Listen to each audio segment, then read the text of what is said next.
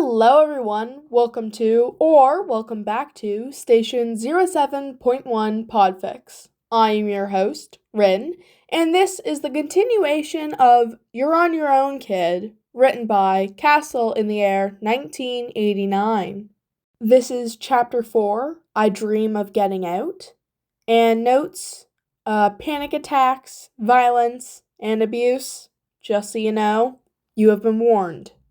Izuku was very, very careful to hide his wrist from Ozawa-sensei the entire next day. He was so careful, hiding his hand under his desk during class, never reaching for anything with it. His other teachers didn't seem to care, so why did Ozawa-sensei? And even his mom hadn't noticed. He should have known his good luck couldn't last. At the end of the day, just as he was about to leave the classroom, Ozawa stopped him. "Midoriya, how's your wrist feeling?" he asked. Izuku subconsciously tugged the edge of his sleeve down, trying to conceal the bruising. It's fine, sensei." Izuku flashed him a tight smile, hoping to convince him there was nothing wrong and that he'd drop the subject. Please just drop the subject." Ozawa-sensei raised his eyebrows. "Did you see the nurse?" Izuku froze as his teacher's eyes drilled into him. He knew. Izuku had lied to him, had disobeyed him, and now he was in so much trouble. I needed to get home yesterday." His voice trailed off to a barely audible whisper, breath catching in his throat. "Make sure you have someone look at it," he instructed, voice even. Did this mean he was supposed to go to the nurse? The school nurse was so sick of taking care of him, but he couldn't disobey his teacher again. Sensei found out. If he disobeyed him again, he might be furious. How could he start hiding injuries when at school? No one here ever used to care before. His hands gripped tightly into the straps of his backpack, twisting them back and forth. Twist, twist. He needed to answer his teacher. Twist, twist. He had to say something, anything. Twist, twist. His heart rate picked up as he raced to form a sentence. Twist, twist, twist, twist. "Okay, I'll make sure to do that." Ozawa-sensei nodded, and Izuku walked away, breathing a sigh of relief as he did so. As he walked down the hall, he heard the clamor of familiar voices. They were from the boys who'd shoved him down the other day. He sped up, not wanting to encounter them again, but before he could pass them, he heard the sound of another voice, wavering, pleading, fearful. It was a sound he knew all too well. He'd made it himself when he was cornered, and tried unsuccessfully to convince the other kids to leave him alone. His heart twisted in sympathy. It felt awful to be ganged up on, to not even feel safe walking through the halls of the school. It probably would have been better if he would have walked away. He should have walked away. But there was something in him that just couldn't do that to someone else. How could he stand by and do nothing when someone else was hurting? Summoning all his courage, he stepped forward. The three boys surrounded an underclassman, menacing looks adorning their faces. Leave him alone. He never did anything to you," Izuku commanded, stepping in between the younger student and the bullies. Scared as he was, it felt like his feet moved on their own volition, despite his trembling limbs. The bullies turned on him, giving the younger student time to run away. "Look, everyone, Deku thinks he can take us on," one of them jeered. "I guess we need to teach him a lesson then." They closed in on him, cutting off his escape route. Izuku stood his ground. He had to defend the other student. No one had ever stood up for him, but he wouldn't abandon someone in need. Izuku had been in his position many times and knew how awful it was. He'd always wished that someone would stick up for him, but no one ever did. Grabbing his shoulders, they slammed him into the wall, his head colliding with the metal lockers. Tiny starbursts of pain exploded in his skull and behind his eyes. The room spun. Disoriented, Izuku had no time to react when his feet were kicked from under him. A foot landed on his stomach, and he crawled up, arms protecting his head. A shoe collided with his injured wrist, sending a shooting pain from his fingertips to his elbow, like tiny needles piercing all the way to his nerves, and he couldn't suppress a cry. They hauled him to his feet, a painful grip on his arm keeping him upright. Izuku hoped that it was almost over, until he saw the open closet. They were going to lock him inside. He was going to be trapped. He struggled, a futile endeavor. As they shoved him inside, the door slammed behind him, encasing him in darkness. Pounding on the door, he yelled to be let out, but all the response he received was the boys' fading laughter. They left him his bag, so he still had his phone, but he couldn't call his mom. She was working the night shift, and he didn't want her to miss work for him. He'd heard what people said about him, about how his mom would be better off without him. He can't let them be right. He couldn't be the reason his mom got in trouble at work or lost her job. She'd spent so much time fighting for him in the beginning. She'd called teachers and principals about the bullying when it had first started, begging someone to do something. She'd tried reporting his science teacher for failing him for being too stupid to learn. But her complaints had been ignored, and eventually, she was called into her boss's office at the hospital she worked at and warned that someone who was as antagonistic as she was might not be a good fit for her job. Izuku had taken to burying his failed assignments at the bottom of his bag and wearing long sleeves over the bruises that bloomed over his arms, and stopped speaking about the cruel words that the teachers and other students threw his way. He took a shaking breath in. It was so dark, and the space was so tight. It was a small closet, not meant to contain a person, and was tragically missing a light switch. Izuku tried the door handle again, but it wouldn't budge.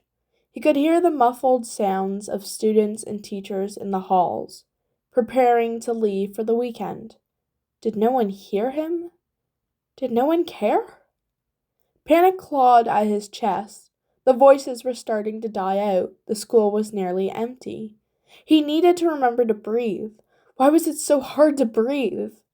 Gasping, he drew in a breath. His chest heaved as he fought to breathe normally. He wasn't getting enough air. Oh, why wasn't he getting enough air? A wave of dizziness swept over him. Leaning against the door, he rested his forehead on it. He could feel himself shaking and distantly knew he was hyperventilating. He could feel tears rolling down his face as he sobbed. The door swung open, startling him. Stumbling out, he fell into the person who had opened it. Looking up, he stared into the face of Ozawa-sensei. He hurriedly backed away, still shaking, brushing away tears, his tears.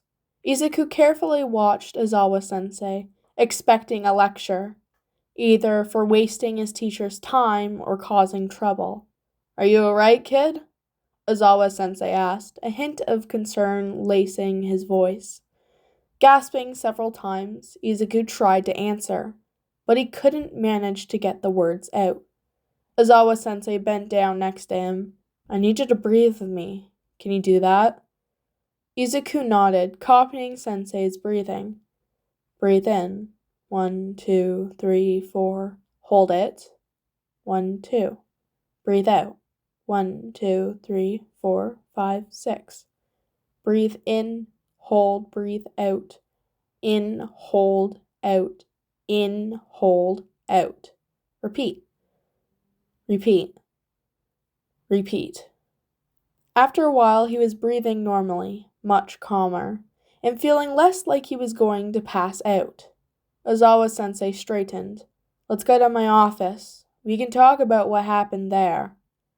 The calm from earlier vanished instantly. Going to his teacher's office was always a bad thing. It never ended well for him. Never. Warily, he followed behind Sensei. As they were walking to the office, a familiar voice caused Izuku to halt, cold terror washing over him. What are you still doing here, boy? Kumura-sensei demanded, his lip curling in disgust. Izuku's heart stopped. He edged away from the man, tightening his fingers around his backpack straps to hide their trembling. Ozawa-sensei moved closer to him, but Izuku didn't have it in him to worry about that at the moment. All his attention, his fear, was focused on Okumura-sensei. I asked what you're still doing here. You should have left an hour ago. His voice was sharp, accusatory. Izuku stared at him. He'd hoped he wouldn't run into him again. Today was bad enough already. His brain felt foggy as he stared at him, struggling to come up with a response that would pacify the angry man in front of him. You were causing trouble again, he accused, advancing toward him. I'm sorry. I didn't mean to, Izuku pleaded, leaning away. I'll try to be more careful. You think I haven't heard that before? It wasn't my fault. Don't lie to me. I didn't. Before Izuku realized what was going on, Okumura-sensei stepped forward and slapped him across the face. The impact stung, bringing tears to his eyes and sending him staggering into Ozawa-sensei's side. He choked out a hasty sorry as he regained his footing. Ozawa-sensei put his hand out to steady Izuku's shoulder, but Izuku stiffened and pulled away. Heart pounding, his eyes darted between his two teachers. Something warm and wet trickled down his face, and he touched a hand to his mouth. It came away bright red. A wave of dizziness struck him, and he swayed where he stood, blood dripping down his face. Midoriya, go wait for me in my office. Ozawa-sensei's voice was firm, leaving no room for protest. Happy to obey this time, Izuku rushed off as fast as his shaky legs would allow him, giving Okumura-sensei a wide berth as possible as he walked away. Groaning, Shota stood. It had been a long day. He'd spent most of it watching Midoriya. What he learned the day before made some of the kids' behavior make more sense.